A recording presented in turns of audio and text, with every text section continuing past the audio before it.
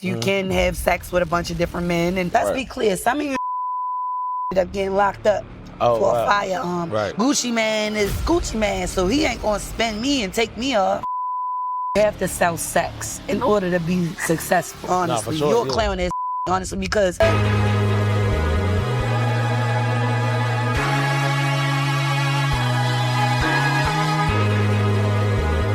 you are now tuned into the Hustle Reset Podcast with your host, Mike Bands. Yo, what it do, what the business is? Y'all know y'all tuned into another episode of the Hustle Reset Podcast, and today's guest is more than just a rapper. She's an independent artist, an influencer, an entrepreneur, and most importantly, she's a mother, and she's representing Baltimore every time that she step in front of the camera.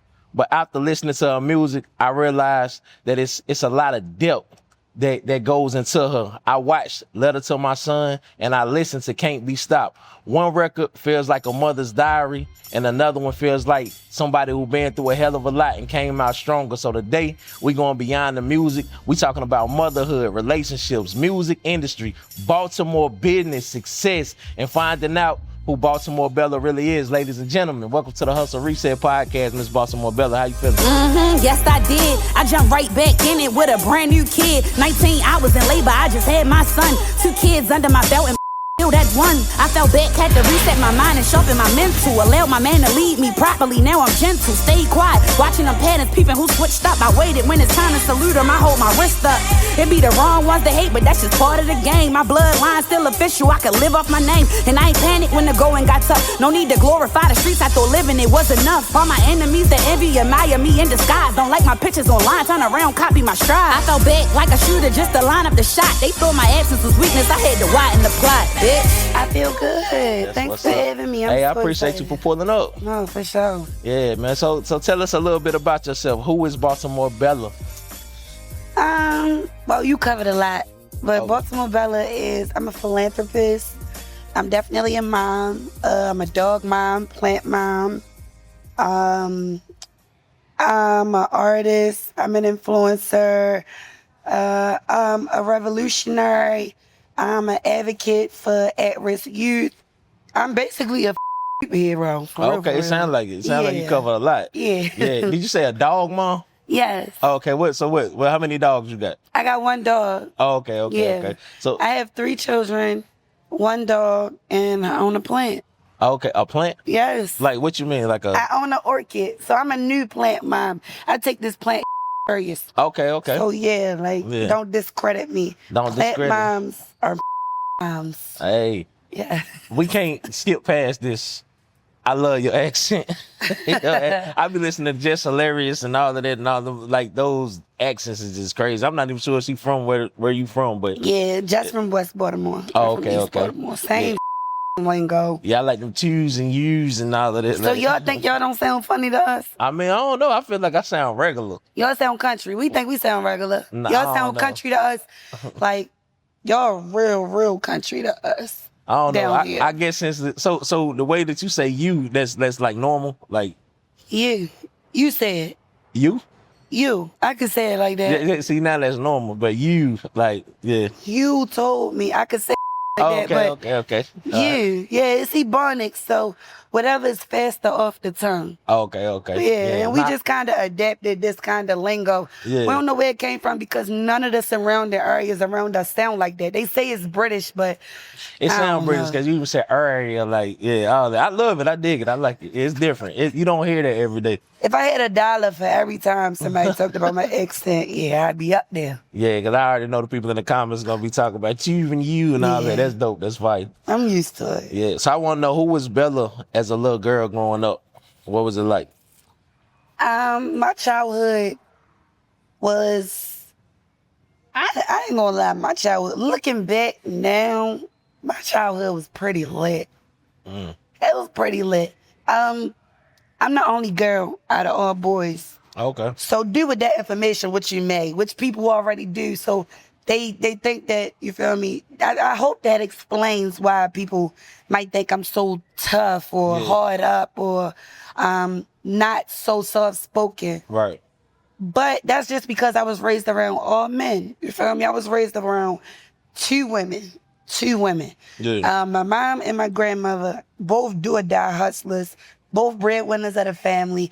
And I adapted to that, yes. But I had a lot of strong men around me For sure. who, it hardened me a little bit. It made me a little bit non-approachable, that. But my childhood was nonetheless beautiful.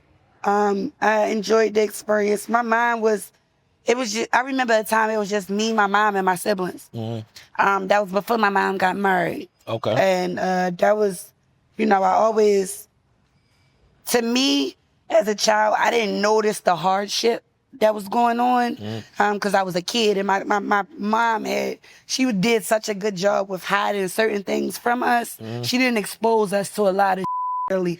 But I was always shown a model citizen, a model mom, a upstanding, substantial woman and man. That was always shown to me. So it did what it did, you feel me? It had its pros and its cons, but I wouldn't go back and change anything because it made me the woman that I am. So I would describe my childhood as being pretty solid, for real. Right. And you said a bar later, we're going to speak about it later on, but the bar that you said, like I said, we're going to speak about it later. I could tell you grew up with a good upbringing. We're going to talk about it because it touched me when I heard it. Because it's rare to hear that in this day and time. Right, okay. But I want to stick to your childhood. I want to know, like, what did success as a child look like to you? Because I know me as a child, I'm like, man, I'm going to be an NFL player, which was capped like hell. But I want to know, like, what did success for a child look like to you? So when I say I'm a philanthropist, I mean that in like the full entity. Like the well-being of others has been a concern for me and has been modeled for me since I was young. My mom has been the breadwinner of my family forever. Like she was the glue that held everything together. Okay. So it looked like for me, my mom was a hustler always, right? So yeah, I had dreams and stuff. Like I was on a debate team, so I wanted to be a lawyer, and that career path or career changed a couple different times, but it was always modeled to me to win, to hustle, and to adapt no matter what. Never get comfortable. Be able to adapt so that you can, so that you won't lose your mind. If you get what I'm saying? Yeah. Like learn how to adapt to your surroundings so you won't lose your mind, but never get comfortable enough to where as though you are content in that space. That's what childhood looked like for me. That's what the models of the role models around me exhibited. They made sure that we knew, regardless of how that situation was, regardless of if the lights was off or on, regardless of if we had food to eat that night, if it was cold in the house, regardless, we made a way. You feel me? Yeah. And we innovators, we pioneers of this not just from the ghetto. I feel like the people from the ghetto are the most beautiful because we take nothing, the crumbs that we are given, the little bit of the resources that we given, and y'all see what we create out of this. You feel me? I'm created out of that same concrete. I'm the rose. I'm one of those roses that grew from that same struggle. So that's what it looked like for me. Taking a situation that's already up and milking and straining as much beauty as you can from that taking what's left and still throwing that in your face like, all right, what? This all I got, but what you doing with what you got? Right, facts. Yeah, real facts. Now, we spoke about you being from Baltimore. I want to ask you, like, what's one lesson that Baltimore taught you that you had to unlearn? Oh, man. Nouns. Nouns, yes. Baltimore, and I'm sure other cities have this way, but I'm not from there. I'm from Baltimore, and Baltimore has a way of putting an umbrella over top of your nouns. You know what nouns are? No, I mean, what, like person, people, places, and things? Yeah. Oh, do you know how important that is? Yeah, for sure. We didn't understand how important nouns was to us when we was in grade school, but people, places, and things are everything. It's everything as a part of your story. So Baltimore has taught me how to not conform to my nouns. Okay? I'm from down the hill. I claim down the hill. I could claim any part of the city I feel like I want to because I didn't live there. But I'm from down the hill, and my surroundings, I saw the beauty in it. I see the beauty in it now, but I was exposed to a lot of early. Yeah. You feel me? I saw somebody be shot. I experienced losing somebody at a young age. I lost a friend who was our age. She had got killed back then. Her name was Ajay. I lost my little sister, Ivy. I've experienced certain amounts of and different types of traumas to where as though it's like, okay, I know what this like here, but I also know that Baltimore and Winston-Salem, all of these places that we cherish and we claim are just these little tiny places on the map. And long live my grandfather, because he would always say this, like, Baltimore, just this little tiny spot on the map. You can't even see us. It's all of this world out there for you to go and explore. And for me to really grasp what that meant, I had to break that mindset of, well, this is my reality. Right. Well, this is the school that's my neighborhood school. This is all I'm worth. Well, I'm used to seeing my mother hustle and struggle and overcome that struggle by hustling. Do I want that for my mom forever? Do I want that for myself? Or do I want to put in some type of, generational wealth, some type of notoriety for myself to where as though I don't have to live like that and my children don't have to live like that? Yeah. So that's what Baltimore taught me. Never get comfortable with your surroundings, but love your surroundings enough that you understand your worth. That's Like real deep. I swear that I was not expecting that answer when I asked you that. That was deep. I was Yeah. expecting like, oh, it just taught me just stay away from this and that. But you broke it all the way down. Like Yeah, I never for heard sure. noun broke down like that. Nouns. Yeah. Nouns is the most important thing in your life right now. If you're trying to get on your destined path, your divine path that God chose for you, you're going to have to change places. You're not going to be able to hang where you used to hang. You're going to lose friends. The people in your life are not destined. Everybody that's in your circle is not destined to go with you. So you're going to lose people. Facts. So that's places, people, and things. The things that make you happy, we already know ain't the best for us. I had to cut back on drinking. You feel me? Yeah. Sometimes I got to stop smoking for a day or two, maybe a week.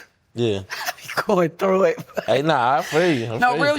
So we have to understand that people, places, and things are the most detrimental things to our career, our health, our livelihood, our children, our peace.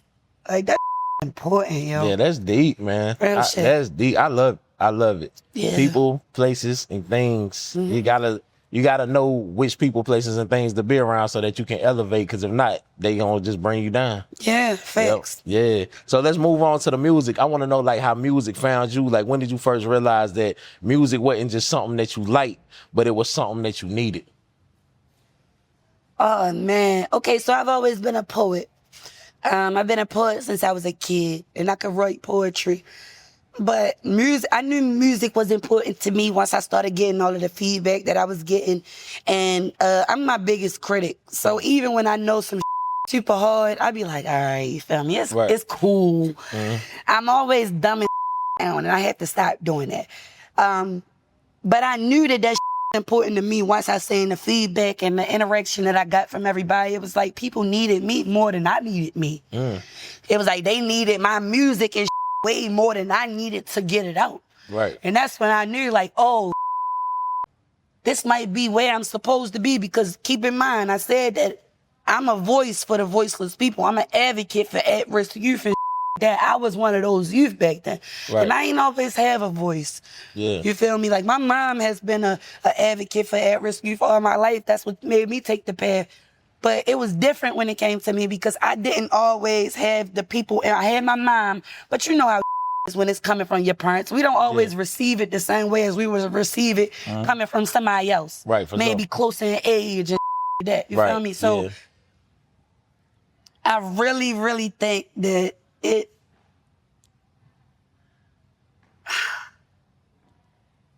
I really, really think that it had something to do with me seeing how much other people reacted to my words. That was the start for me. It was already a coping skill. I was just taking I didn't even know I had the talent. I was just taking, you feel me, my feelings and putting them into poetry and adding a beat to it. Right. But then people start really taking that serious, and it was like, oh, okay. Yeah. Now I might gotta use this, you feel me, to take me to that next level. I might gotta use this as a voice to be heard for real. Yeah, so do you remember that first time, like, hearing yourself and thinking, like, oh, damn, I might really be good, like, that moment? Yeah. So very early on in my career, I can't even say I had a career yet, but I had went to record some music, and I tell this story all the time on a lot of podcasts. I had went to go record some music with a friend who had knew somebody named Pop. Pop was a musician and a producer. He had been in the industry a long time. He had produced some hit records. I didn't end up getting the chance to record with Pop because I ended up getting sick. But from what he did hear from me, he passed on word of mouth to some colleagues and he had. Right. Those colleagues, Pop ended up passing away before I ever got a chance to work with him. Those colleagues that he had talked to about me had ended up hitting me up and arranged a trip for us to go and sit in front of some A&Rs and music companies in New York. This was before I even had any music out. Right. So we went up there and we had talked to some people and like that, and it was like, oh, this real. Yeah. Like, this is real. And I was laying music and but I didn't have any music out, and my mom was just so ready to back me up, so ready to give her full support. That's when I knew, like, oh, let's take this serious. Right. If it opened up doors and I'm sitting in front of A&Rs and I don't have no music that you can find on any platform. Yeah. This is all word of mouth. And they trusted Joe that much. So that's when I knew. I was like, all right, cool. Like, let's take some time. I'm one of those type of people. I'm a tourist. So if certain don't serve my soul, my spirit, I'm going to move on to the next thing. Back. Or the next person or the next task. And you feel me? And so on. So I'm like always jumping to the next new thing, adding a skill under the belt. Yeah. But jumping to something else, not really making a career out of that. I could tell just by all of the stuff that you said you was into when we first started. Yeah, So, yeah, it's a lot. So I took, it was like, all right, let me keep this for a while. Let's see what doors this can open for me. And thus far, it's taken me the farthest. No, for sure. So when did Baltimore Bella become more than just a nickname? When people start calling me that. You know how you got a name and then you got your social media name and you know who know you from social media, who really know you. Because you be out and they be like, oh, from the podcast. Right, yeah. Yeah, so that's when I really started to draw the distance between Sequoia, because that's my real name, and Bella. It was like I knew for a fact that I had to separate the two. And because Bella was becoming more than a nickname, it was becoming a personality. It was becoming somebody that kids was starting to fall in love with, and other young women was starting to fall in love with. So it became way more than just an image or a name. It was like a big sister, a safe space type word. I know I might not have the balls to say that, but Ella gonna say it for us. Yeah, so it's kind of like a alter ego that you put on. Yeah, for sure. Now, if you had to describe yourself, which you do have to, because I'm about to ask you to do it, describe yourself in 3 words, just 3 words. I'm sexy. I'm sexy. I'm super duper confident and resilient. That's 2 together. Yeah, okay. Super duper confident and resilient. And then 3, superhero. Okay, I like that. Superhero / octopus. I be in 8 different spaces at one time. Okay, I was about to ask you to explain that, the octopus. Yeah. Okay, Yeah. I like that. All right, so I was listening to Can't Be Stopped, and you said I had 2 kids at 19, so basically you were still a kid yourself. Can you take me back to that moment, like what your mind was going through at that time? I ain't say that. You did? I promise you said you had 2 kids. I said 19 hours in labor. I just had my son, 2 kids under my belt, and still that one. Yeah, so when you say you had 2 kids under your belt, when I heard it. Now, all right, so I just had a son, right? Right. I was in labor 19 hours.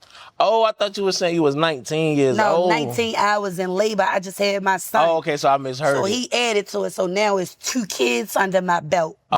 Okay. Still that one. Okay, so I But it's misheard okay. it. I can follow up with your question because my first daughter was born when I was 18. Okay, cool. Yeah. So what's your question? Not just being a kid with the kid. Like, how was it? Changed everything. Yeah. Changed everything. I wasn't ready to grow up yet. Right. Because I was pregnant at 17 and I conceived at 17 and delivered at 18. Okay. And I was super rebellious. I was still in the time of everything was fighting against my mom. Everything was fighting what she said. You're not right. I want to try it my way. You trying to control my life. You don't know how I'm feeling inside. I'm dealing with all this other extra. Everything around that time was fighting back and trying to be understood. I was real misunderstood then. I was trying to find myself. Yeah. You feel me? But having my daughter really changed things for me. You feel me? And it didn't happen instantly. Like, I ain't just popped the baby out and it was like, oh, now I get it. No, I had to get in some trouble. Right. So I had my daughter, and a couple months later, she was only about 2-3 months old. I ended up getting locked up for a firearm. Okay. You feel me? And that the turmoil, the chaos that it caused in my brain while I was locked up, the hurt, the pain that it caused in my heart, in my mind, everything of just being away from my child, realizing like this gonna stop until I stop it, realizing that I have a baby girl now, so everything is about her. Nobody's gonna care about how Bella or Sequoia feel now. Right. You feel me? And I wasn't Bella then. Nobody's gonna give a Nobody's gonna support you. You're an adult now. Any support that you are giving is gonna go towards your child. Even if that wasn't the case, that's how I was looking at it. Right. So it just really, I lost a lot of weight being locked up, fighting my case. And I wasn't in Baltimore City, so I wasn't close enough for family to like visit me and that. I was out of the state. And that me up. It hurt it. It hurt it real bad to know that my decisions was starting to not only affect the people around me, but now it's directly affecting this little person. Right. You feel me? I got a daughter now. She gonna see this or she gonna hear about it or she gonna feel it, and I gotta fix it. So I don't know how I'm gonna do it, but I gotta fix it. And it took some time, but I caught on. I ended up going to Job Corps, you feel me? And my mom was supporting me. I stopped being so rebellious and started listening. It's like once you have a kid, some just click. Right. You feel me? And it's instant. For some people. For some people. Yeah. And it took a while. Everybody don't, my mom say this all the time. Everybody don't reach the destination at the same time. Right, yeah, for sure. Yeah. But I'm just glad. My mom is in the background, y'all, but I swear, I'm not saying this she hear. I catch myself quoting her all the time. I feel like I'm turning into her. Yeah. But she says all these little slick sayings. She used to always say, like, I ain't dumb. It ain't never take me an hour and a half to watch 60 Minutes. You feel me? Yeah. So that, and it took me some time, but then I start catching on, like, yeah, now it's time to grow up. This going, nobody's gonna do this for you. You want to be a or you want to be a upstanding mom. So I had to choose. Yeah, for sure. Now, at that time when you had your kids, were you doing music at the time? No.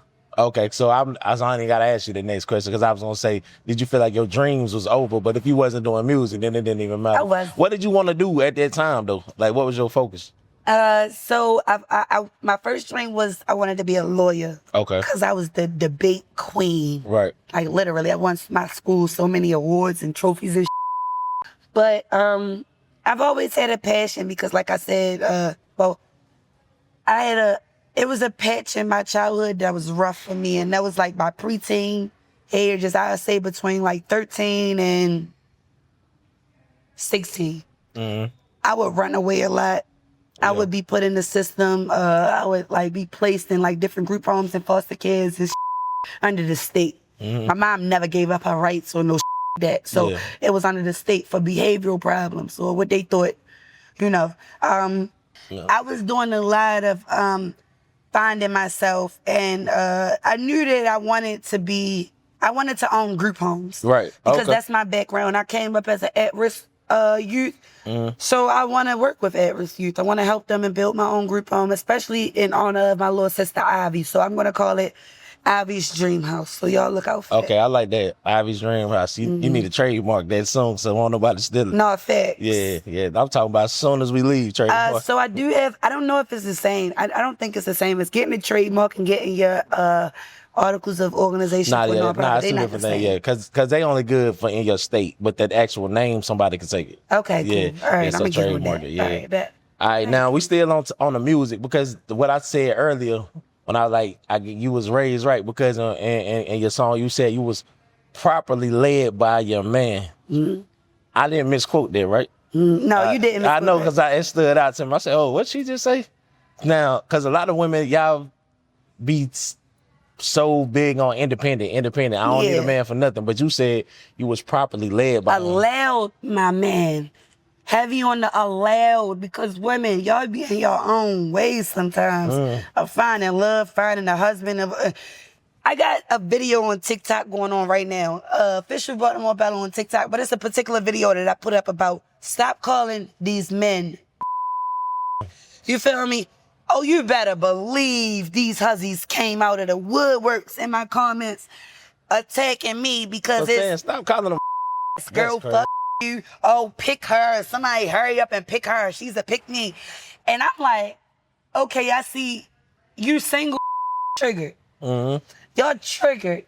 And you got people fighting for their life on there. Well, we decide to chase our goals and not chase men. Sweetheart, let's clear this up. I was talking about gentlemen, real fathers, real providers, real men that understand that it's their role to lead a woman. And in return, a woman will give him everything.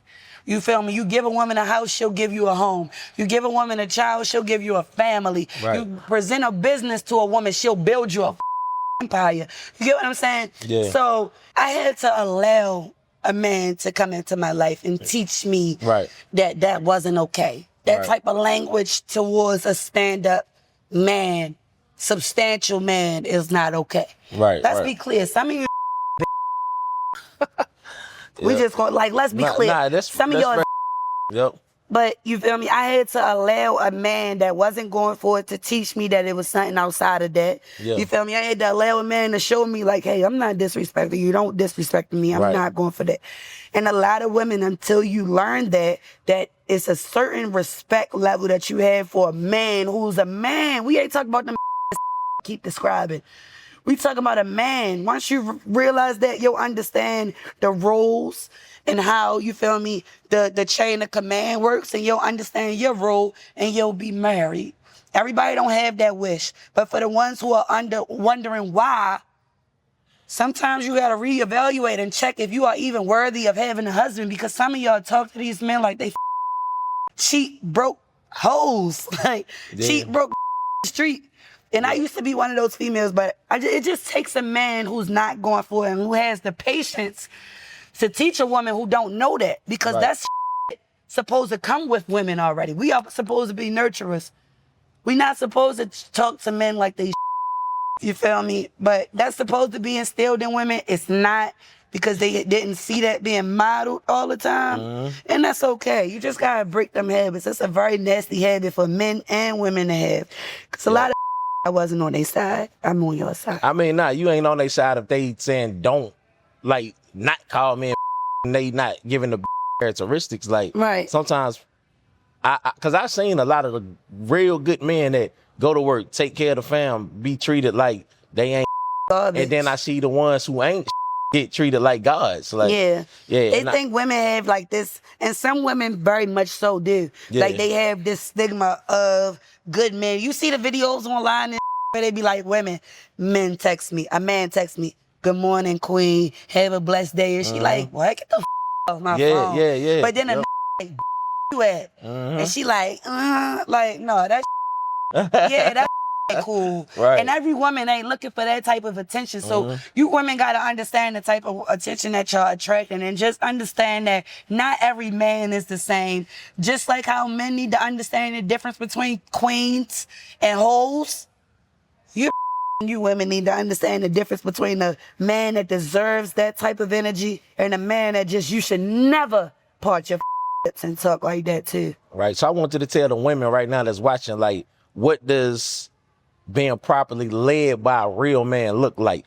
Like, how can they notice the characteristics of a real man and be like, you know what, I'm gonna allow him to lead me? Okay, so the characteristics I feel like in a man that you should look for. Well, matter of fact, I'm not even gonna tell you that because I don't ever want to lead y'all wrong. I'm gonna tell you what I looked for and what worked for me. You feel me? To be honest, I stopped looking. That's the first part. I stopped looking. We keep looking and we brainwash ourselves that if we just tweak ourselves a little bit, or you feel me, go out to this party or go out to that church, that we might find a man that's interested in us. And the truth is, there's 3 stages of love. You're going to find 3 loves in your life. The first one is like kitty love, your first love. The second love is going to burn you and it's going to hurt like shit. You feel me? Your third love is to rescue you and you don't see it coming. It comes completely out of left field and you don't even know you need it. So when I met my man, I had just gotten out of a really bad toxic relationship.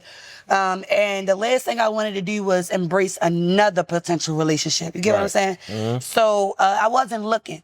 And that's when God comes in and kind of swoops you off your feet type.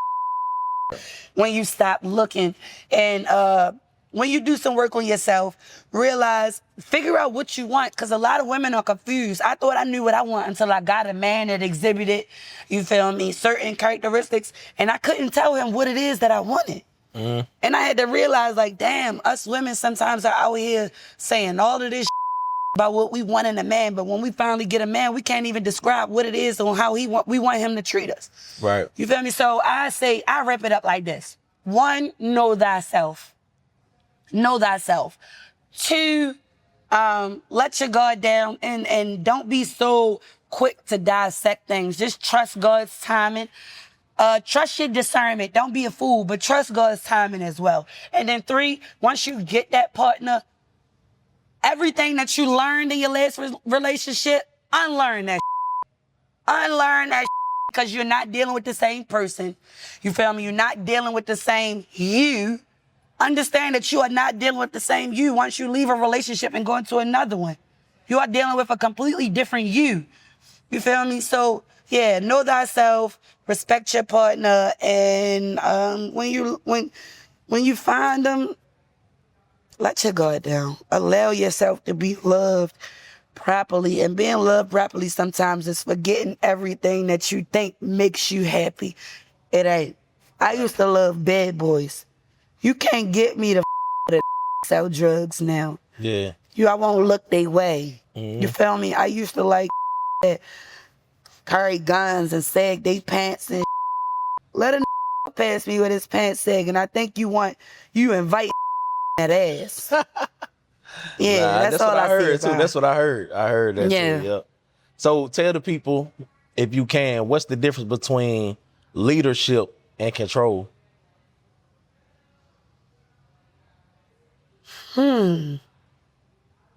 Leadership is both of us. Okay, so me and my man was just talking about this the other day. Leadership is him saying, both of us have an idea, right? Yeah. I think my idea is just as good, and I think you think your idea is just as good, right? Right. Leadership is us coming to the middle and saying, okay, what is the best for us right now? What is the best for our situation? Right. And although I might feel like my idea is the best way to go, sometimes us as women have to instill that confidence and that love, that hyping you up into our men so they'll feel confident enough to make drastic decisions for us. And the only way you can do that is if you allow your man to take the lead sometimes. Right. Even though my idea might be a little better. Right. A man thrives in situations and spaces where he knows he's allowed to be a man. You feel me? Mm-hmm. And women, it's going to be confusing because my man say he want to lead, but I end up being forced to make most of the decisions. So I think the trick to it is to make them think that they leading, that you taking their idea. Make them think, yeah. Oh, yes. No, see, that's one of the laws of attraction. The 48 laws of power too. So it's like, yeah. So Okay, I can agree with that. Yeah, don't let that go over your head. Make them think that you going with their idea. The whole time you done rubbed and loved them up into thinking that your idea was the better route. So you gotta learn your man, know your partner. Yeah, that's one of the 48 laws of power. So I can salute that. Yeah. It's also one of the laws of seduction. Yeah, for sure. Now, speaking of leadership, from a male, you have a son. How do you treat your son to be a leader? How do you teach him to be a leader? Well, my son 4 months. So well, how will you go moving forward? Like, okay, so we have 2 girls and we have a boy. Okay. Inshallah, God willing, his father will take on that role. Okay. Me being a mom, I'll just exhibit what I was exhibited. Leadership is taking the hard road sometimes. Right. It looks easier to follow. You don't know, you don't know where to go. Right. You got to get to this destination, but you don't know how to get there or where to go. A bunch of other people are trying to get there too, and you see them taking this way. Sometimes it's easy to follow the crowd. Right. And it's much harder to think on your own, think for yourself. They say great minds think alike. Great minds think alike, but no, great minds think for themselves. Right. Because if everybody is going that way, and I said this in my song too, promise me when the crowd going right, you take a left. Promise me, son, that all of your promises will be kept. Because that means sometimes the easier route will be for you to be a follower. But in the end, the reward is not as rewarding. You got to split that reward with 100,000 other people that decided to take that way. But if you decide to be innovative and think for yourself and say, well, I'm going to go and try to figure out what's down this way instead of following all y'all. And maybe if I'm going the wrong way, at least I took my own chance. Right. You feel me? So I'll just teach my son to think twice. Don't be so fast to jump on what everybody else is doing.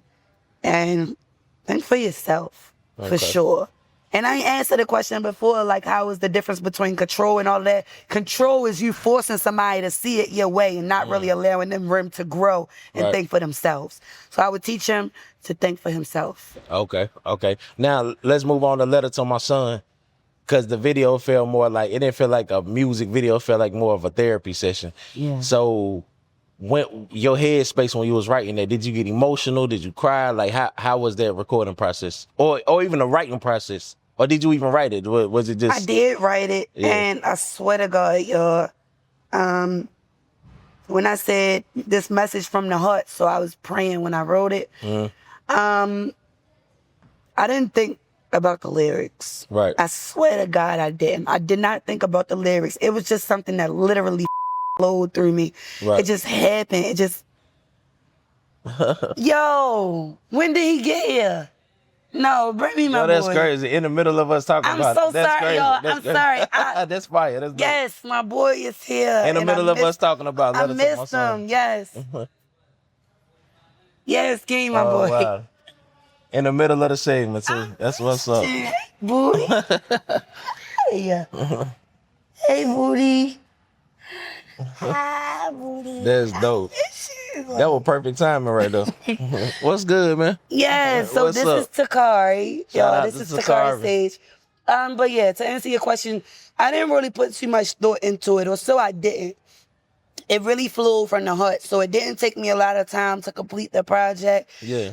It just really flowed through me. I knew what I wanted my son to hear. Right. You feel me? Yeah. I already had a daughter, but I was having a son now. It was me and my daughter together, just us. Right. Now I'm in a relationship.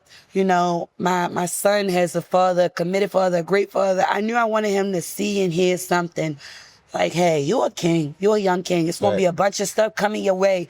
And mommy and daddy might not be there, but I want you to know that some of the you look up to as your big dogs, they might not always give you the right message. They might not always tell you to stay in school. You say, what? I'm messing with you. Big dogs. She's talking about big dogs. Some of your big dogs won't always tell you to stay in school. Some of them going to put some drugs in your hand.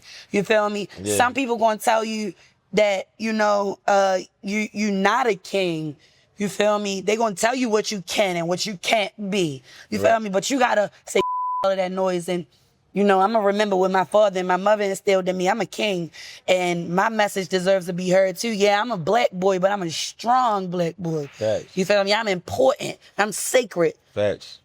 I possess something. I possess an element that they have still yet to learn how to drain from their bodies. That's why they keep trying to kill us. They don't know how to take the melanin. They don't know how to extract the melanin from our skin. People think that gold is the most expensive element. No, the ain't. It's this here. They don't know how to take it out of us. You feel me? That's why you see people.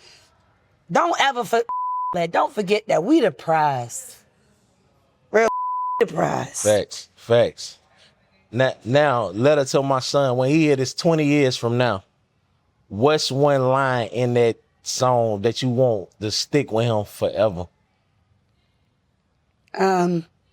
You perfect as you are, even scarred, even stained, son. I like that. Yeah. You perfect as you are, even scarred, even stained, because you're gonna go through things in life that's they're gonna give you scars. They're going to try to scratch your name. They're gonna try to scratch your notoriety and that, and it's okay. You still that same, I still see you as that same perfect little boy. No matter if you 30 or you 45, I'll still see you as that untainted, unscripted little boy who's just perfect. And I want the world to see you as that too, but it starts with you. They won't see you that way if you don't see yourself that way. Right, facts. So if they don't take nothing from the song, just remember you're perfect as you are. Facts.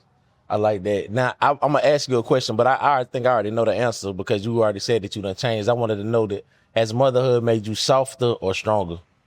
Oh, it made me so much softer. Yeah. So much softer. Like I'm embracing the more nurturing side of being a woman. Yeah. I understand the roles of both sexes now. You feel me? It helps. It really, really helps. Because in order to procreate, yeah, it takes us, but we can't do it without them, and vice versa. But it made me super duper soft. It gave me so much patience. It made me patient with myself and soft on myself because I'm so hard on myself all the time. Right. But it made me patient with myself and made me understand, like, hey, you're a woman. You really are a superhero. When I say I'm a superhero, no me, I mean I'm a woman, so I'm already a superhero. We all are. But sometimes we forget. And sometimes these chemical exchanges in our body and AKA postpartum and that will help us and try to make us, it'll try to steer us away from our divine purpose and make us think that we just this small little being, and that's not it. Right. We are the mothers. We the motherland. We are, you feel me, the temple. So Right. yeah, it That's made a me fact. super duper soft. Okay. All right. Well, we got to get back to the music, man.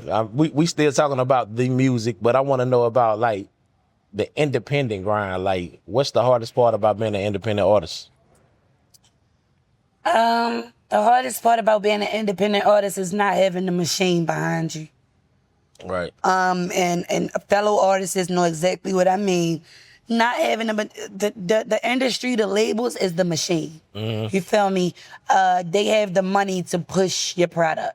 Right. They have the money to expose you to audiences that don't know who you are.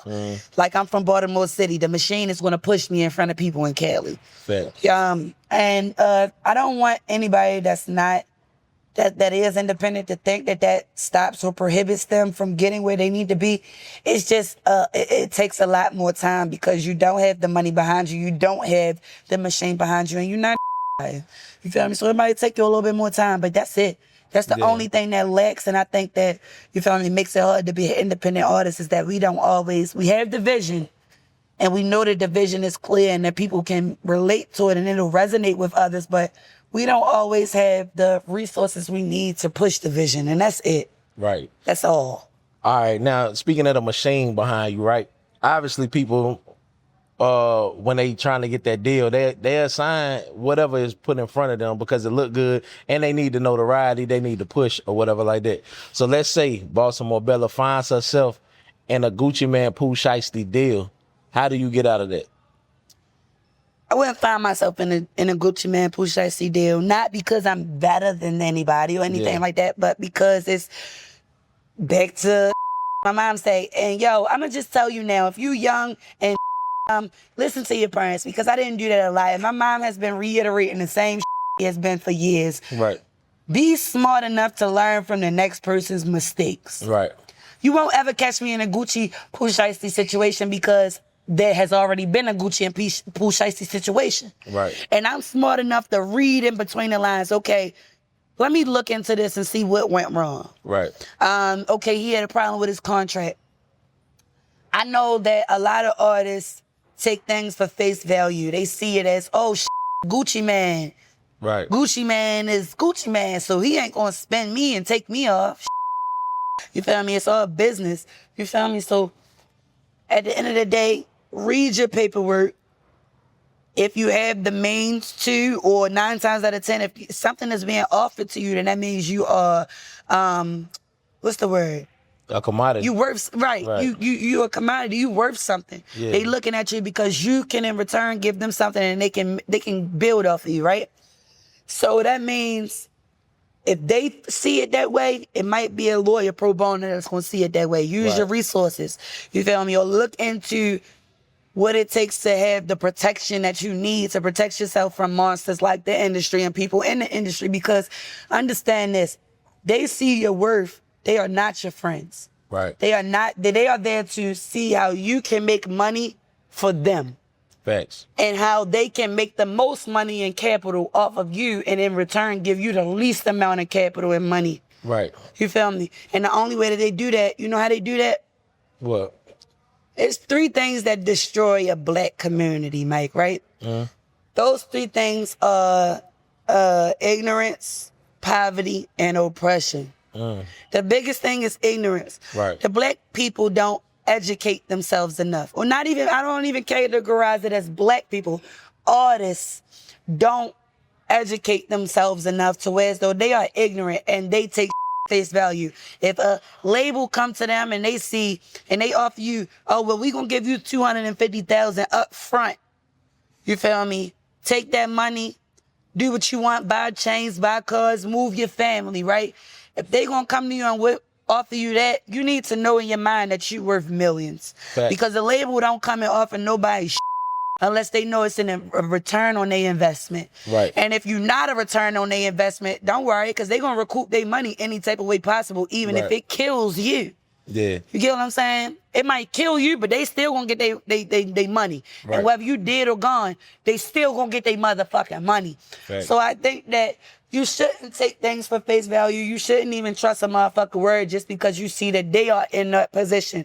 A lot of the times, the motherfuckers that's in that position are used to prey on motherfuckers that ain't, because we hold the potential to the next step. You feel me? We the next hit record. We the next generation. And that and so on. So, yo, read your paperwork.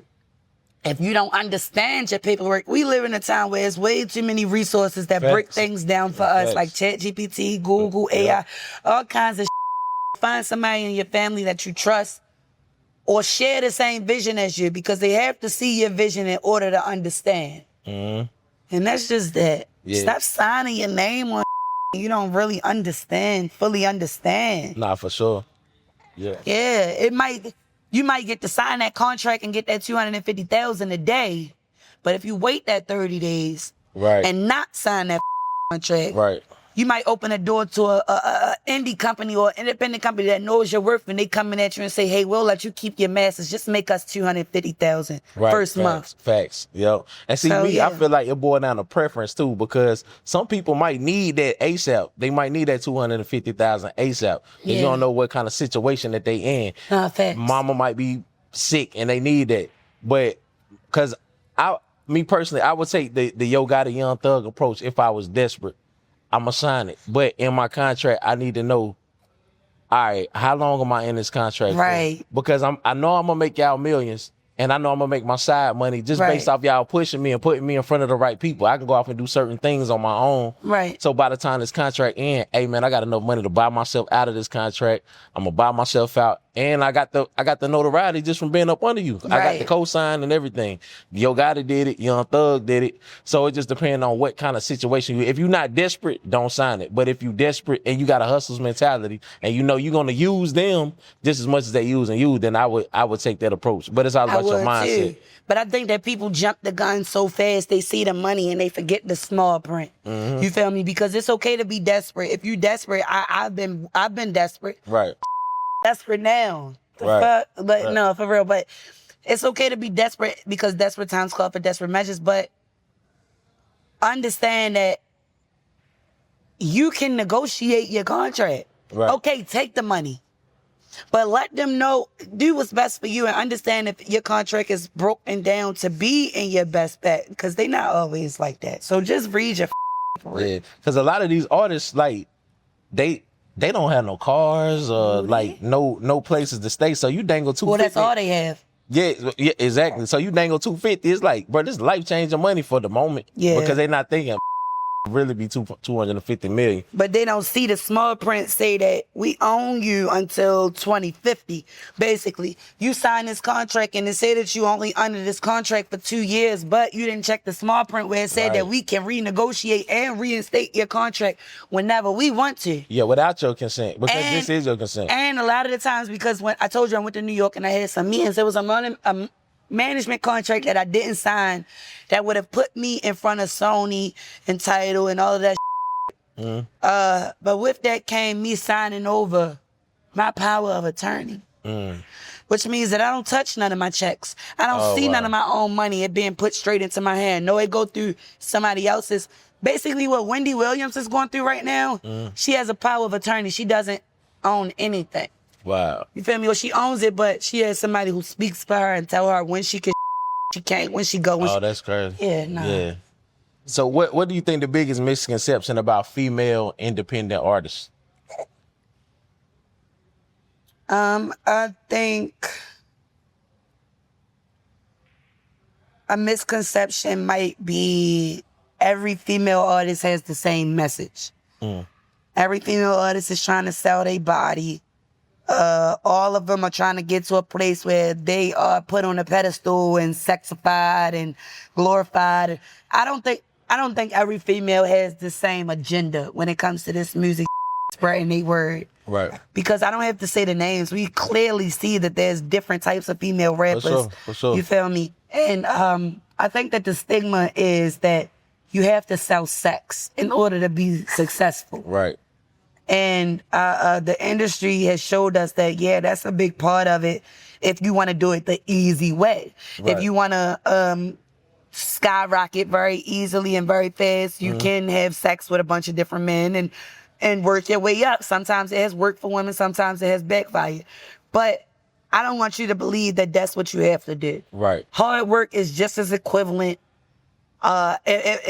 way better and more valuable than selling yourself short and being handed the opportunity because you gave something up. And in return, you was given this opportunity. No, when you deserve something and you fight for it and you work hard for it, it means so much more. So I think that's super big. That's a big misconception, is that you have to sell sex. Right. Or you won't be heard. Just like when Kanye was like, if I talk about God, my records won't get played. You feel me? You don't have to sell sex in order for you to be heard. Right. Yeah, I like that message, man, because it's so many female artists out here that feel like they gotta sell sex. But I want to know, why is it like that with the black female artists, and it's not like that with the white artists and stuff like that? Like, don't think that it's not like them with that, like that with them. They easily influence too. It's just that you don't have so many different peoples at all different aspects attacking them. The black woman is the most attacked creature on the planet. The black man is the most attacked creature on the planet. For sure. Yeah. So I definitely think that it all boils down to who's important. Who are we more beneficial to sway away from the right thing? Bless you, booty. Who can we benefit more from sidetracking or distracting? Right. The black community. For sure. When the black community is out the way, they have more room to showcase stolen talents. Because I don't want, and I'm not racist at all, not even prejudiced, but I definitely believe that the black people are the way. We are the talent. We are the showcase. It has been proven time and time again that people have stolen our, like, come on, bro. Country music started with black people. I don't think it's more so color. I just think that black women and black men are more anticipated. They benefit. I like that. Yeah, they benefit more off of inheriting our lingo, our way of moving, our perspective, our innovativeness. You see, they throw us in the jungle. We come out that chinchilla skins and all kinds of furs and right, for sure. and them people take everything they know from us. For sure. You feel me? So I definitely think that it's just, we are more anticipated. We are in high demand because we got that they don't know how to get. Facts. Yeah. Facts. Straight up. Facts. All right, now, me personally, I remember coming up, when you speak about anticipation, I used to anticipate seeing the Hot Boys on BET or seeing a new DMX video and stuff like that. But now everybody is at our disposal. You know what they ate for breakfast, you know this, you know that, and the third, because of social media. Do you feel like social media has helped the artist, or do you feel like it's not hurt the artist? Oh man, it has its pros and its cons. To this generation, it's everything. To the generation who lived once upon a time without all of the technology, we probably could do without. Yeah. We had more fun and we functioned off of a higher vibration when it wasn't so much technology. But as an artist, I see both sides because I see how important music was back then when all you had was to link up with your friends and cousins and the nearby function or the jam, or you feel me, y'all right. That was all they had. So it was super duper important to live in the time, in the moment, and that's what I cherish and that's what I miss. That was the pros of that time. Right. The cons of it is that everything was word of mouth. You had to meet somebody to tell somebody about something. Right. Right? Now, opposed to now, their generation, they can spread their message and reach millions of people by just clicking share. You feel me? But the cons of that is that you have people more impressed with impressing others to where as though nobody really cares about progression anymore. Everything is about, well, what can I show off to the world? How many likes can I get on this post? How many shares and views and comments can I get on this post? To the point where people don't even live outside the phone or the tablet or the computer no more. Right. You go to a party, everybody on the wall with their phones. Yep. Everybody trying to catch a highlight. The first thing somebody do when it's a violent or dangerous situation is pull out their phones to record it so that they can be the ones to spread the message or share it with the world. But it's and me being a 90s baby and fully enjoying the fruits of social media. If I had to choose, I'd go back to when this ain't exist. I be saying that all the time, man. Like somebody asked me, I was getting an interview and they were like, if you became president, what's one thing you would change? I'd take away social media. Yes. I'd make it go back to rotary phones or all of that. Like I would chirps, where you at? Yeah, because it was a beautiful time, man, back then, man. We actually interacted with people, like you said. It was interactions, and when you sit down and eat, like we actually really getting to know people. Now we wanted to enjoy each other's company. Now everything is about how many likes and shares can get, how many views. Yeah, man, I missed that time, man. It was a real nostalgic time back then. Yes. Do you think that artists spend a lot of money trying to look successful versus actually putting the money behind their campaign? Absolutely. Absolutely. I've heard artists that I glorified tell smaller artists that they had to work and invest more money in their image to look like they had money because on social media, that's what sells. Right. Like, and I want to say, I want to take a brief moment to speak to some of the young women who might glorify me or who might see this video. Yo, stop tracking your progress or your timing with social media.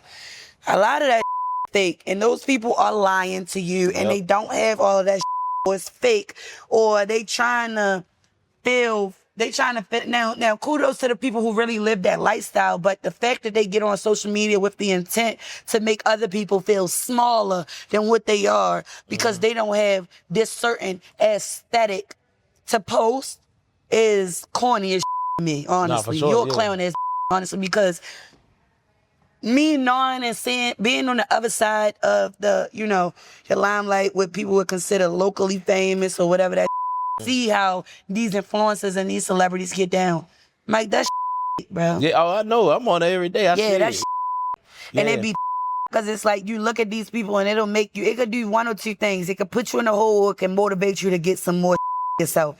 But a lot of the times they put people in a hole, especially these young girls. These girls 17, 18, and because there are other 17 and 18-year-olds on social media making it look like they were just born into all of this money, you got regular young women who are worth just as much thinking that they ain't worth Yeah. They might kill themselves or try to go get Botox and surgery and all this other because they trying to keep up with the Joneses on social media, not knowing them motherfuckers is crying when them cameras cut off. Yeah, man. They ain't got it like that. Nah, and then the messages that a lot of people be preaching. I was just on I watched this dude podcast, man. I because the stuff that he say be like deep stuff. He got a big following and stuff, and he was What's his preaching. name? I'm not gonna say it on here. Well, I feel like it's Huh? No. Nah, but what the dude was saying was like, man, you gotta make sure you LLC your company, and you need to make sure that you trademark your company because you ain't brand name. You ain't got a trademark, blah, blah, blah. Right, on paper. And something was like, he was like, somebody could just easily steal your So I was like, let me look up his podcast and see if it's trademark. I looked it up. It ain't even trademark. I bought it. I'm going to send him the screenshot. No real business moves, because who the you but think you are? Somebody did me like that. They bought my domain name, and they taught me something. They taught me something. So it's like, okay, like, how people can be on social media preaching one thing and be doing the complete opposite. Yeah, it's all a facade, man. Smoke and mirrors. None of this real, man. Yeah. It ain't real. It's not real. Yeah, man. So I want to move on to finish this sentence. All right. Okay. All right. So the first one is money can't buy. Money can't buy happiness and true love. You don't think it can? I think it can buy happiness, but true love, I don't think it can buy true love.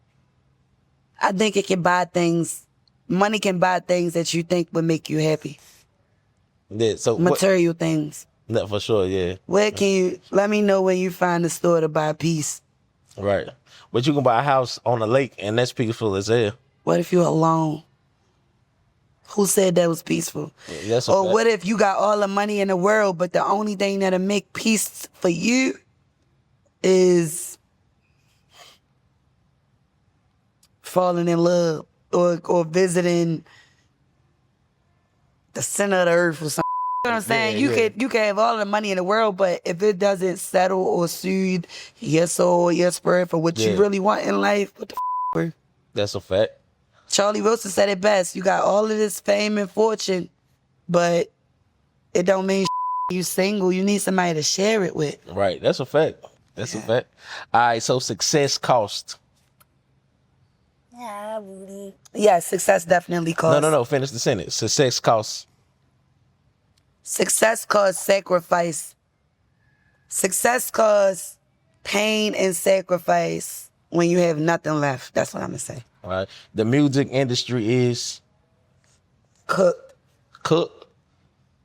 Why you say it's cooked? Shit, cooked, dummy. For real, it's cooked. Like, so why you want to be in it? Who said I wanted to be in it? What we doing? I make music. To cope with who I am. I never said I wanted to be a signed artist. I like that. I actually have Feds, come get your son. I actually think that I want to be an independent artist. I don't think I want what comes with the industry. Right. Yeah, you good. I don't think I want what comes with the industry. Right. People get in the industry, and the industry has a way of destroying people or destroying a message. And I don't think that I want that for myself. I definitely want to be successful, but truth be told, I could give away music today or tomorrow. Wouldn't give a honestly, because my daughter makes music, and in my opinion, she way harder than me. Okay. She only 11. She can freestyle. I can't freestyle. She hard as Okay. Make sure y'all tap in with my daughter, Fly Girl Ren. Who is she? Fly Girl Ren, FLYGURLREN. She hard as All right, we're going to put it on the screen too so they can All right, but follow. thank you. But my dream and my heart resonates with being a mentor for runaways and at-risk youth. That's where my heart is. You feel me? I feel like they need me way more, but music just happens to be my coping skill right now. And that coping skill is opening up doors for me. Nah, for sure, yeah. You feel me? So I ain't asked for it, but it's happening that way. But it is what it is. You feel me? I want to be successful, but a lot of the times being in the industry, you have to sell something. Yeah. Something a part of you. You have to sell something usually. Yeah. And I feel like I ain't got nothing to sell. Yeah, you do. You selling yourself right now because this conversation is fire and people gonna want to know who is Baltimore Bella. No, facts. Yeah. Facts. So finish this. Motherhood taught me. Motherhood taught me patience, resilience, and a love like no other. And I say that because, my kids, bro, like, my kids is my everything. Even my little puppy son, my dog. Yeah. Like, my kids are literally everything to me. When I ain't got a strong bone in my body and I'm fighting myself to get out that bed, my kids come into mind. And it's like, you know what? Get up. Right. So, yeah, my kids. Okay. Baltimore is rough, but it has a way of growing some of the shiniest diamonds I've ever seen in my life. I like that. Yeah. Real love is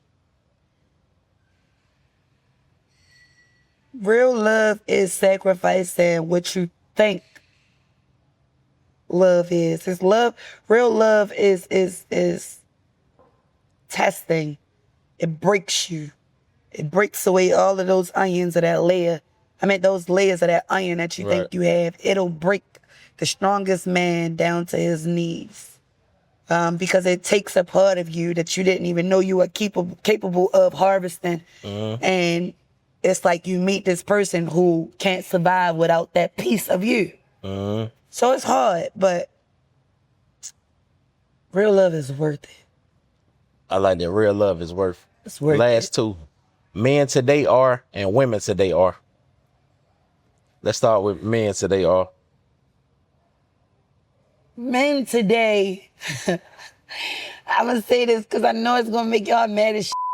Men today are sassy. The sassiest that they've ever that was been. coming. I promise I knew that The was coming. sassiest that they've ever been, honestly. That's crazy. Y'all sassy as shit. But, y'all cool, but men today are fathers more than any generation that I've ever witnessed. Yeah, nah, for sure. Like, no, for real. Yeah. And I want to clap that up for y'all. Kudos to y'all. You keep trying to put these young men on child support, even though they doing for their kids. Y'all the bitter ones. Yeah. Y'all the bitter ones. And young men, y'all need to understand the chain of command and what your rights are. Because just because the child live with the mother don't mean you don't have rights. You can go put her ass on child support too. So, yeah. And women are in this epitome of sexiness that they've never experienced. It's just sexy everywhere. Everywhere you look, it's a sexy woman. Like my mom, my grandma over there, she's sexy and she's 65. It's just sexiness all around. You know me. about the melanin, though. The black don't crack, man. Yeah, so unless you do it. Yeah. You saying unless you do it? Unless you do it. Oh, yeah. It don't crack unless you do it. Unless you want unless it, you smoke it, yeah. Nah, for sure.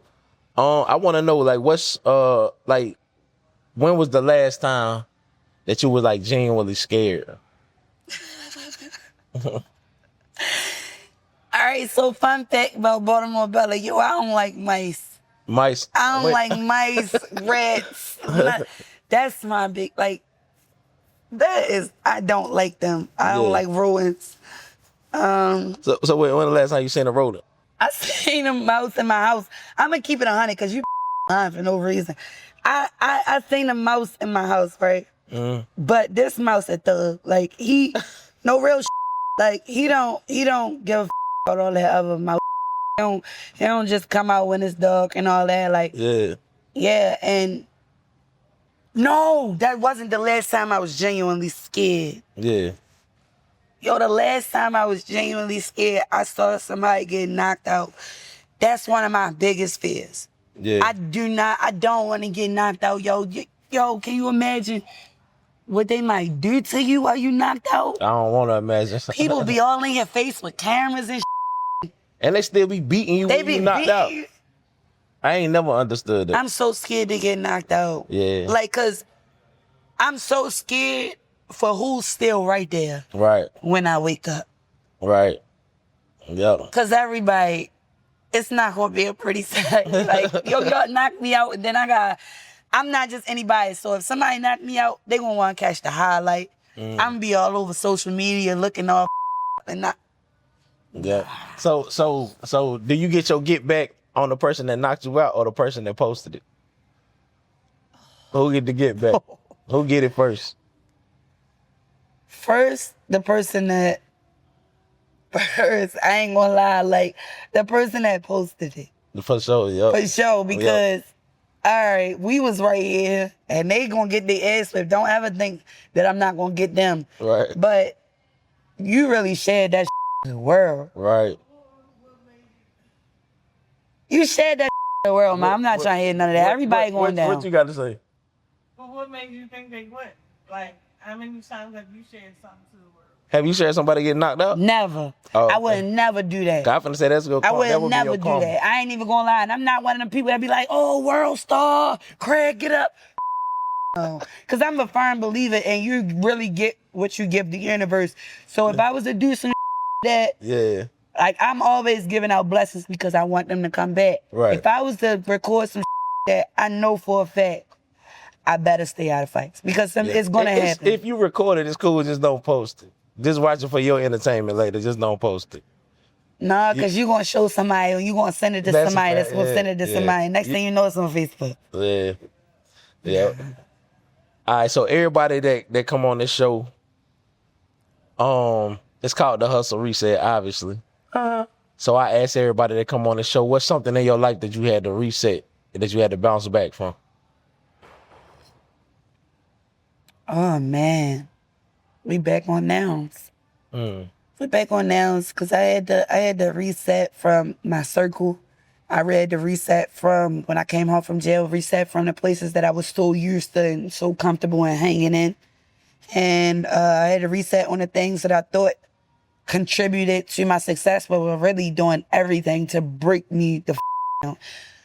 And that's like drinking and drugging, cutting off certain motherfuckers that were just literally sucking the life out of me, sucking off, living off of my success, living off of, my accomplishments and aren't real friends, you feel me?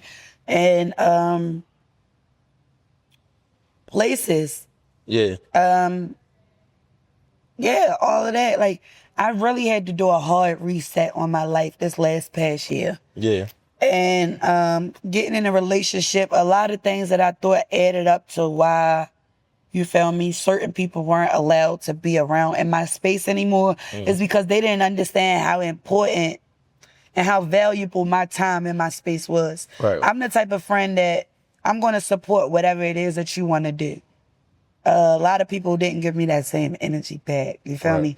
A lot of the places that I loved to frequent and I loved to hang out and bad things were happening in those places. Right. And my name is either getting tied up in them or I'm caught right in the crossfire of something bad that could potentially happen. Right. And then, things. Just getting rid of bad habits. Didn't resonate with where I was trying to go. Right. Where I was trying to get, you feel me? Like, I had to really do a hard reset on my life. Like, I really feel like it's necessary, at least every year. You should clean out your phone. You should reevaluate your circle. You should think about how the places that you visit are affecting you. You should think about the things that you're ingesting and you feel me, ingesting and putting in your body, how they affecting you. Right, for sure. So, yeah, go back to nouns. Hard reset. on your nouns, your life.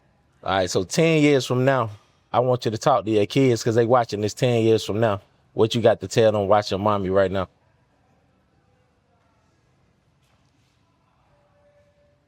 You hold my DNA, and I'm great. You hold and you possess a discernment that was truly passed down from my great-grandmother Shirley onto my great-grandmother, onto my grandmother Wanda, to my mom, to me, who am now passing it on to you. Don't be fooled and listen to your thoughts. Listen to yourself, because you possess a bloodline that is guided by our ancestors and a bloodline that we trust to push you in the direction where you're supposed to go. But you have to trust it. The moment you stop trusting it, that's where you start to up. You got this, because I made sure that I was in your ear enough to know, for you to know your worth.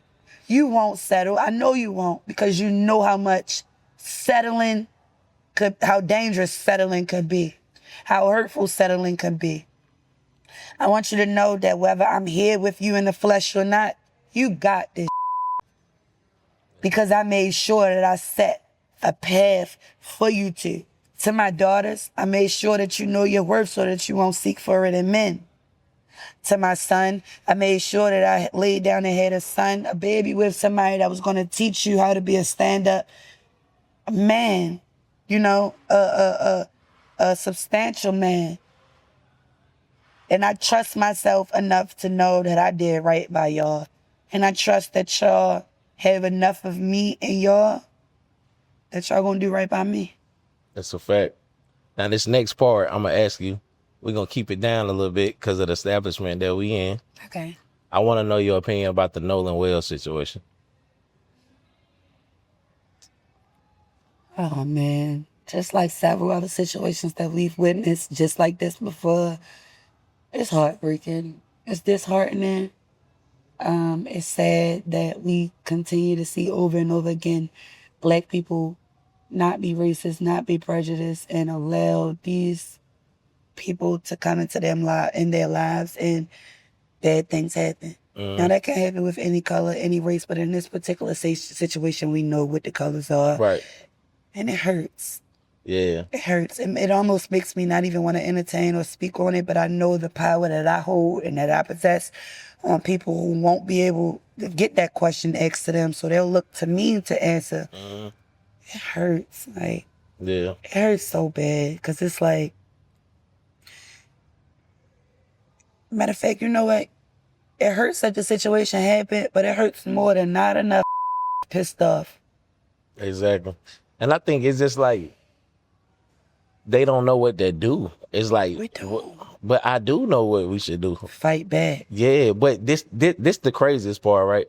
Because I feel like us as Black people, we have it the hardest, because not only do we got to watch out for them, we got to watch out for us too. You gotta watch out for the feds and the ops. Yeah, everything. And everybody is an op. You never know who your op is. You don't know what color they are, whatever. We always got to have our head on the swivel. Yeah. Yeah, it's a scary time to be Black in America. So scary. And I just want to send my heart and my condolences out to his family, to his friends. It's just so disheartening. And this, along with multiple other situations that we've seen and we have not gotten justice for. Right. It's just really disheartening, and it makes us feel like this is just not, it almost like we get used to it. Yeah, desensitized to the whole thing. Like, why the we so numb to this? Because it keep happening and we keep letting it slide. But it's been happening way since slavery and stuff like that. So, but we supposed to be equal now. We no. are watching a government literally take away anything that has to do with the well-being of the Black man or woman. We are watching them purposely make things hard for us. And it's just, politics as a whole is just so confusing, because the majority of the Black vote is Democrats. The Democrats are the ones who started slavery. Yep. Republicans are the ones who signed it away. So we think that, and I would say this, Black people, stop being so ignorant. We so ignorant that we use the word ignorant in a derogatory way when it literally just means ignoring the facts. Not knowing something. Exactly, yeah. You're uneducated. Yep. And it hurts. And it puts so much pressure on me being an artist, because artists are always looking for a way to break out of this shell, to lead a new union, to lead a new nation, for Right. people to we want to start trends. And trend is a light word, but we want to start movements. We want something that we start to give us so much notoriety that it passes on. Like they say, Michael Jackson got fans that ain't even born yet. Everybody wants that. Yeah. Regardless of what they choose to do. But I just feel like you gotta educate yourself. You gotta look. They say if you want to keep something away from a black man, where you put it, Mike? In a book. Put it in a book. Mm-hmm. And slowly but surely, because everybody is adapting and so into social media and smartphones, nobody is visiting your local library. They about to tear that down in the next 10 years. It won't be a book in sight. That's a bad thing, yo. Just educate yourself and try to set the example for the next person. It might hurt, it might take time, it might be time consuming, and it might be boring to educate yourself, but it's necessary. It's definitely necessary. sure. Because if not, generation after generation to come just gonna keep We following. brainwashed. Yeah. Yeah. Yep. And y'all just keep leaving them people up there with them puppet strings, keep giving them the power to make us dance. Yep. Yep. So albums, what's the album? So my last project was called Bella. And I'm gonna walk y'all through a little bit of my upbringing and my life, and then I'm gonna end it with Serenity. So the last project was called Bella. This project is gonna be called Lakia. That's my mom's name. The next one is Wanda. After that is Sequoia, and then the last one is Serenity. I can't spill the guts of what the projects are gonna be about, just so you feel me. But just try to use your you feel me, your context clues. Think about what I'm saying. I'm using these projects to showcase my mom, my grandma, me, and then all of that legacy in one passed on to my daughter. So I like that. it's gonna be a very vulnerable thing, but y'all get to see. Now, where can they find the albums and stuff at? Y'all can find all of my stuff, anything under Baltimore Bella, on all platforms, major and minor. I would definitely suggest that y'all follow me on social media at official Baltimore Bella, because I'm always doing something. Like, just like right now, we down here in Winston-Salem, North Carolina, filming with Mike. I'm actively back home filming a film right now. Shout out to Little Miss D Productions and Mama D's Productions. The Little Miss D film, I play Chandra, so I'm actively filming that right now. I just got down here, and when we got to Greenville, I received a script for a mini-series that they have coming out. Oh yeah, happening. I'm always booked and busy. I'm always somewhere. And I go live a lot and spread a lot of positivity, and they love it. They eat that So make sure y'all tap in with me. I'm family oriented. I'm always showing my fiance, my kids. I even got a page for my dog. It's called Kilo Eats. Kilo Eats. Yes, because I have an American pit bull, American Mediterranean pit bull. He's 5 months old. He a red nose, and he's on a completely raw diet. People be wanting to see that type of. What do you mean raw diet? What is it? He's on a raw diet, so he eat raw food. He don't eat no dry dog food at all. Okay. All of his food is fresh. Oh, okay. Yeah, and I feel like that can help the animals live longer if you don't like give them all of that processed dog food stuff too. Facts. It's just like us. Yeah, for sure. Yeah. So you are in a film now. What's the difference between like prepping for like this is go record in the studio versus prepping to record on camera, like to be on camera? It's not a huge gap in between, because my creative process is just me being authentically me all the time. Right. The people who got me to be in this film, they chose me because I'm authentically me all the time. Going into the studio is my most vulnerable space. It's when I let my guard down, I strip off of my capes, I take off of my mask, everything that people are used to seeing Bella as, I take all of that off. And I dig into the deepest parts of myself, and I pull out this pain that can only be exhibited in the booth. You feel me? That's where I'm comfortable at. Right. But I also have this light in me that shines so bright that no matter if I'm on set, if I'm over the phone, on FaceTime, on live, people can see like, oh, Bella, a shooting star right in front of us the whole time. Yeah.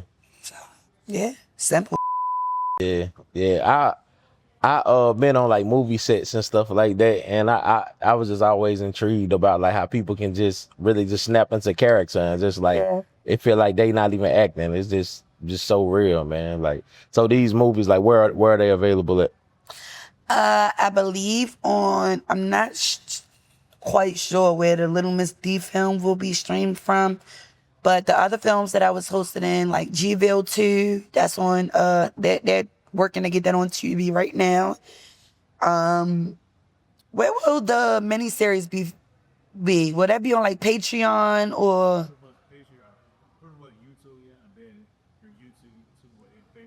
Okay, so yeah, YouTube, Tubi, Patreon, stuff like that. My mom is an actor. She and cousins on the come up. A lot of, I would just say follow me on social media so that you could be in tune to where we dropping certain is dropping, and the link tree is in my bio. So if it's a certain place that it's going to drop, that link is going to be available. All right, bet. All right, so tell them where to follow you at on Instagram and your social medias one more time. Y'all can follow me at official Baltimore Bella. That's OFFICIALBALTIMORE Bella, BELLA, and that's on all platforms. And your girl is super duper friendly, super approachable, super sweet. So if you follow me, I do follow back. If you DM me, I do write back. I'm not one of those at all. Right, okay. You got one last thing you want to leave with the people? Anything that we didn't cover that you might want to cover? I just want to say to the young women who are artists and the artists out there who might be young women, follow your dreams. I be so ready to give up sometimes, but nothing worth having is easily given, easily obtained. You're going to go through hardship. You're going to have friends that you feel like are going to be with you to the end. They not. You're going to have people that's going to swear up and down that they believe in your talent. They don't. You're going to have people who are going to be around just in case. And those, you got to watch out for those just in case people. They try to stick around you just in case because they know that you have potential. They know you're going somewhere. You just haven't reached it yet. So they try to stick around just in case you make it. Watch out for them people and stay true to yourself because you're going to be presented with that's going to try so hard. It's going to look good. My mom always say everything that glitters ain't gold. 9 times out of 10, if it's too good to be true, it is. So, you feel me? Take care of yourself. Be gentle with yourself. You are a woman. Allow a man to come into your life. Not just any man, but if a man is coming into your life and he's trying to love you properly and lead you, allow him to. And just be patient with yourself and enjoy life, man. Don't get so wrapped up into making a living that you forget to make a life for yourself. That's hard. That's it. That's hard. Hey, this was another episode of the Hustle Reset. Baltimore Bella was in the building. Yeah. We appreciate you for coming through. Thanks for having me. Yeah. Hey, the hustle never stops, but it can always reset. Thanks. Let's get it. This was censored by Bleepify.me.